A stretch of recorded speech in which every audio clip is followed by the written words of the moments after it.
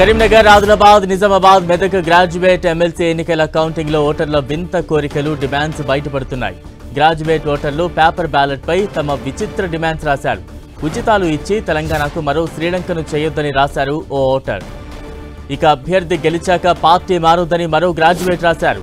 పెన్షన్లు, ఇతర సమస్యలపైన తమ బాధను బ్యాలెట్ పేపర్ పై ఏకరువు పెట్టారు. వీటన్నింటినీ చల్లని ఓట్లుగా పరిగణించారు కౌంటింగ్ అధికారులు. తాజా అప్డేట్స్ అందించేందుకు మా ప్రతినిధి సతీష్ సిద్ధంగా ఉన్నారు. సతీష్. ఎస్ బలరాం, మీరు చెప్పినట్లుగా చాలామంది ఓటర్లు కూడా విచిత్రమైనటువంటి డిమాండ్స్ పెట్టడం కావచ్చు, అదేవిధంగా బ్యాలెట్ పత్రం మీద వారి ఇష్టం వచ్చినటువంటి రాతలు రాయడం కావచ్చు, ఒక రకంగా సూచనలు చేయడం కావచ్చు, ఇవన్నీ కూడా ఓటు చెల్లకుండా పోయిందని చెప్పుకోవచ్చు. దాదాపు 28,686 ఓట్లు గ్రాడ్యుయేట్ సంబంధించినటువంటి ఎన్నికల్లో ఓట్లు వేసిన వారి ఓట్లు చెల్లకుండా పోయాయి. ఇవి చాలా వరకు అభ్యర్థుల గెలుపోవటంపైన ప్రభావం చూపేటువంటి పరిస్థితి కనబడుతుంది. ఎందుకంటే చాలామంది ఓటర్లు 28,686 మంది ఓటర్లు తమ ఓటు వేసినప్పటికీ కూడా ఆ ఓట్లను కూడా చెల్లని ఓట్లుగా ఎన్నికల అధికారులు వాటిని కూడా పరిగణలోకి తీసుకోవడం నేపథ్యంలో చాలామంది అభ్యర్థులు కొంత ఇబ్బంది పడవలసిన పరిస్థితి నెలకొంది. గెలిచే అభ్యర్థి కూడా ప్రస్తుతం ఓటమి పాలయ్యేటువంటి పరిస్థితి నెలకొందని చెప్పుకోవచ్చు.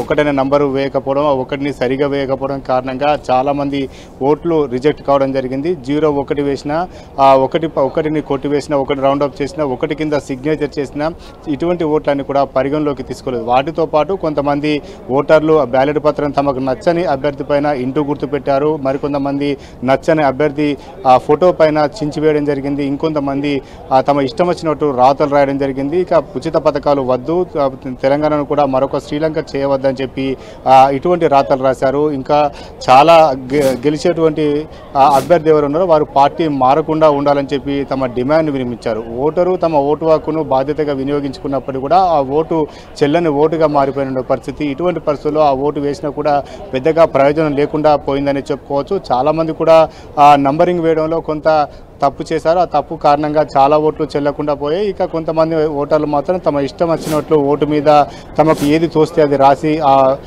బ్యాలెట్ బాక్స్లో వేచి వెళ్ళిపోయారు. తద్వారా చాలా ఓట్లు కూడా చెల్లని ఓట్లుగా పరిగణలోకి తీసుకోవడం జరిగింది. ఇలా గెలిచే అభ్యర్థి కూడా ఓటమి పాలయ్యేటువంటి పరిస్థితి మాత్రం 28,686 ఓట్లు ప్రస్తుతం అయితే చెల్లని ఓట్లుగా పరిగణలోకి తీసుకొని వాటన్నిటి కూడా పక్కన పెట్టారు. ఒకవేళ ఇవే పరిగణలోకి తీసుకుంటే ఇంకా కూడా ఓట్లు పెరిగేవి, అభ్యర్థులకు కూడా ఓటింగ్ శాతం ఎక్కువగా నమోదయ్యేది. కానీ ప్రస్తుతం అయితే చాలామంది అభ్యర్థులు గెలుపుకు చేరువలోనే ఓటమి పాలవుతున్నారని చెప్పి భావించవచ్చు. ప్రధానంగా ఈ ఓట్లన్నీ కూడా చెల్లని ఓట్లు దాదాపు కాంగ్రెస్ పార్టీకి సంబంధించిన అభ్యర్థికే ఎక్కువగా పడినట్లు తెలుస్తుంది. మొదటి ప్రయారిటీ కింద ఓట్లు వేసినప్పటికీ కూడా కొంత 1 నంబరింగ్ సరిగ్గా వేయకపోవడం కారణంగా అవన్నీ కూడా చెల్లని ఓట్లుగా పరిగణలో తీసుకున్నారు. మొత్తానికైతే చెల్లని ఓట్లు అభ్యర్థుల తలరాతలు మారుస్తున్నాయి. చాలా మంది కూడా గ్రాడ్యుయేట్స్ ఈ తప్పిదాలను చేశారు. ఈ తప్పిదాల కారణంగా చాలా ఓట్లు కూడా చెల్లని ఓట్లుగా పక్క పెట్టాల్సిన పరిస్థితి నెలకొంది. Balaram. Right, thank you Satish.